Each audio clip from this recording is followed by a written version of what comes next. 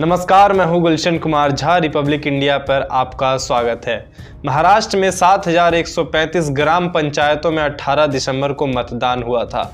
इसके परिणाम मंगलवार यानी 20 दिसंबर को घोषित किए गए हैं। वहीं चुनाव के बाद से राज्य की जनता हार जीत को लेकर नजरें गड़ाए हुए है, जिसका इंतजार अब खत्म हो गया है। मतदान के बाद यानी मंगलवारों को वोट की गिनती हुई। गिनती से पहले जहां मतदाता अपने उम्मीदवार की जीत को लेकर काफी उत्साहित दिखे, वहीं ग्राम पंचायत के लिए चुनाव लड़ने वाले उम्मीदवार भी काफी खुश नजर आए। इन चुनाव को 2024 के चुनाव का क्वार्टर फाइनल मैच माना जा रहा है। महाराष्ट्र ग्राम पंचायत के चुनाव में क्या उद्धव बचा पाएंगे अपनी टूटती शिवसेना, या मुख्यमंत्री शिंदे फिर से देंगे शिकस्त, या पीछे से कोई बड़ी पार्टी करेगी कमाल, शरद पवार की एनसीपी चलेगी या भाजपा का खिलेगा कमाल, ये भी देखने वाली बात है। क्या है पूरी खबर, ये हम आपको बताएंगे। लेकिन रिपोर्ट में आगे बढ़े उससे पहले आपसे गुजारिश है कि अगर आप चैनल पे नए आए हैं तो चैनल को सब्सक्राइब करके वीडियो को लाइक करना ना भूलिए। तो आइए आज समझते हैं हम पूरा गणित महाराष्ट्र ग्राम पंचायत चुनाव को लेकर। महाराष्ट्र के 7,135 ग्राम पंचायतों के लिए 18 दिसंबर को सुबह 7:30 बजे से शाम 5:30 बजे तक वोट डाले गए थे। चुनाव आयोग के अनुसार शाम तक 74% मतदान दर्ज हुआ। चुनाव में अपने उम्मीदवार को जीतने के लोगों ने बढ़ चढ़कर हिस्सा लिया। वहीं महाराष्ट्र में चुनाव एक तरीके से मिनी चुनाव के तौर पे देखा जा सकता है 2024 के लिए। दरअसल इस चुनाव में जीतने वाले उम्मीदवार कुछ हद तक लोकसभा या विधानसभा चुनाव में उम्मीदवारों का फैसला करते हैं। ऐसे में यह कहना गलत नहीं होगा कि इस चुनाव के परिणाम को लेकर जहां चुनाव लड़ने वाला उम्मीदवार जीत को लेकर आस लगाए हुए है, वहीं शिंदे गुट और उद्धव ठाकरे गुट के नेताओं की भी नजरें यहाँ पे टिकी हुई है, क्योंकि 7,135 ग्राम पंचायतों के लिए चुनाव लड़ने वाले उम्मीदवार दोनों गुटों में से हैं। सबसे पहले चुनावी मतदान का जो परिणाम है वो नासिक जिले का आया। यहाँ पे पहला परिणाम आया महाराष्ट्र के नासिक जिले का तुलिका के यशवंत नगर से ग्राम पंचायतों में भारतीय जनता पार्टी ने सबसे पहले अपना खाता खोला, और उसके बाद फिर कांग्रेस ने भी अपना खाता खोला, जो कि तुगलबारी में कांग्रेस ने जीत दर्ज की। इसके बाद शिवसेना शिंदे गुट ने अपना खाता खोला, जो कि महाबलेश्वर तालुक लखवाड़ ग्राम पंचायत से शिवसेना शिंदे ग्रुप की सरपंच रूपाली संकपाल जीती, और जबकि वेलाम ग्राम पंचायत से शिंदे समूह की सरपंच शोभा संकपाल जीती। इसके बाद भारतीय जनता पार्टी ने कमाल कर दिया। यवतमाल तालुका के रामनगर ग्राम पंचायत में 45 साल बाद फिर से भारतीय जनता पार्टी ने अपना कमल खिलाया। यहाँ लगभग 45 साल से कांग्रेस सत्ता में थी। सिल्डोर सीट में शिंदे गुट ने 18 पंचायतों में से 18 के बाद 15 पे कब्जा कर लिया। वहीं यहाँ पे भारतीय जनता पार्टी को 5 सीट मिली। यहाँ से महाविकास आघाड़ी सरकार को 1 सीट भी नहीं मिल पाई। पहली बार साथ मिलकर चुनाव लड़ने वाले उद्धव ठाकरे और प्रकाश अंबेडकर की शिव शक्ति भीम शक्ति अघाड़ी को अकोला में बांदोर खंड ग्राम पंचायत में जीत मिली। अघाड़ी के सभी 7 सदस्य विजय हुए। सुबह 11 बजे के करीब 921 ग्राम पंचायतों के नतीजे आ चुके थे। इनमें भारतीय जनता पार्टी ने 236 पर अपनी जीत दर्ज कर ली थी। वहीं 177 के करीब ग्राम पंचायत पर एनसीपी का कब्जा लगभग था, जबकि शिवसेना के उद्धव ठाकरे गुट और शिंदे गुट में कौन जीत रहा है इस पे सबकी नजर टिकी हुई थी। पालघर जिले में महानिर्माण सेना, जो कि राज ठाकरे की है, महाराष्ट्र नवनिर्माण सेना, उसने काफी अच्छा प्रदर्शन किया। 17 सदस्यों में से 8 सदस्यों ने जीत की। सतपति ग्राम पंचायत में मनसे ने काफी अच्छा प्रदर्शन किया।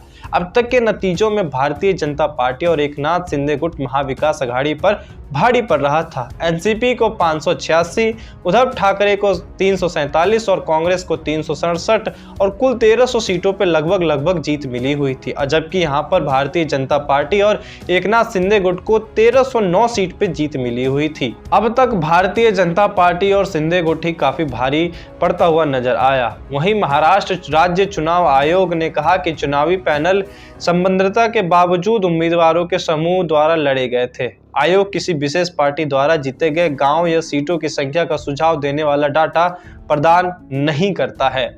7,682 ग्राम पंचायतों के लिए जो मतदान हुआ था, जिसमें से 65,996 सदस्यों का चुनाव होना था। विभिन्न स्थानीय कारण से लगभग 14,028 सदस्य निर्विरोध निर्वाचित हुए चुने गए। महाराष्ट्र ग्राम पंचायत चुनाव 2022 सरपंच में भाजपा ने दावा किया कि पार्टी द्वारा समर्थित उम्मीदवारों ने 2,482 सीटों पर अपनी जीत दर्ज की है। वहीं एकनाथ शिंदे के नेतृत्व वाली शिवसेना ने 842 सीट पर अपना जीत का दावा किया। एनसीपी ने कहा कि उसके 1200 से 15 सीटों पर उसके सरपंच बनेंगे। वहीं कांग्रेस ने दावा किया कि उसके 900 से सरपंच चुने गए हैं। वहीं जो शिवसेना उद्धव गुट वाली है, उन्होंने 640 के करीब सीट जीती है। और इससे साफ तौर पे जाहिर हो जाता है कि जो भारतीय जनता पार्टी और एकनाथ शिंदे की जो गठबंधन वाली सरकार है, वो महाविकास अघाड़ी के ऊपर काफी भारी पड़ती हुई नजर आ रही है। इस बार तो उनके साथ अंबेडकर साहब भी जुड़ गए हैं और काफी अच्छा कमाल शुरुआत में अंबेडकर साहब ने किया, लेकिन अब जिस तरीके से जो जैसे जैसे रिजल्ट आते जा रहा है आगे, उस तरीके से साफ तौर पे जाहिर हो जाता है कि 2024 का जो क्वार्टर फाइनल मैच अभी चल रहा था, 20 तारीख को उसका रिजल्ट भी था, उसमें भारतीय जनता पार्टी और एकनाथ शिंदे की पार्टी ने काफी अच्छा कमाल किया है। आइए अब जानते हैं कि महाराष्ट्र में किस जगह और कितने कितने सरपंच के लिए चुनाव हुए थे, कितनी सीटें थी, उसको भी हम अच्छे से जानते हैं। सबसे पहले थाने में 35 सीटें हैं, पालघर में 62, रायगढ़ में 191, रत्नागिरी में 163, सिंधुदुर्ग में 291, नासिक में 188, धुले में 118, जलगांव में 122 सीटें हैं, अहमदनगर में 195, नुंदबार में 117, पुणे में 176, सोलापुर में 169, सतारा में 259, संगली में 416, कोल्हापुर में 429, औरंगाबाद में 208, पीड में 671, नांदेड़ में 160, उस्मानाबाद में 165, परभानी में 119, जलाना में 254, लातूर में 348, हुंगली में 61 शामिल है। इसके अलावा अमरावती में 292 और कोयला में 265, यवतमाल में 93, बुल्डाना में 261, वाशिम में 280, नागपुर में 234, वर्धा में 111, चंद्रपुर में 58, भंडारा में 304, गोंदिया में 345 और गढ़चिरौली जिला है जहां पे 25 सीटें हैं। अब इन सीटों पर जितने भी अभी इलेक्शन हुए उनसे साफ तौर पे जाहिर हो जाता है कि क्या शिवसेना गुट से जब शिंदे साहब अलग हुए तो क्या उनके पार्टी को अच्छा बहुमत मिलेगा। और यहाँ पर काफ़ी अच्छा प्रदर्शन देखने को मिला है शिंदे गुट की तरफ से, क्योंकि उन्हीं के विधायक ने बगावत कर दी थी शिवसेना उद्धव ठाकरे गुट से और एक नई पार्टी बना दी थी, जिसे भारतीय जनता पार्टी ने सपोर्ट दिया और उनकी वहाँ पे महाराष्ट्र में सरकार बनी।